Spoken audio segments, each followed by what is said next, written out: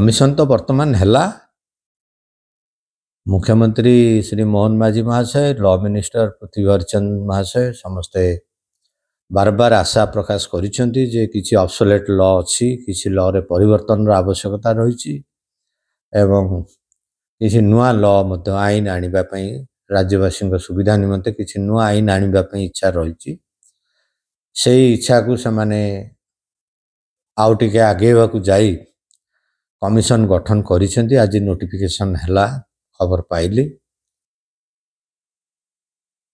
commission कार्यक्षम hub तुरंत hub commission रे निश्चित भाव सरकार जो प्रस्ताव गुड़िक आसो जो जो आईन विषय रे परिवर्तन किंबा उच्छेद किंबा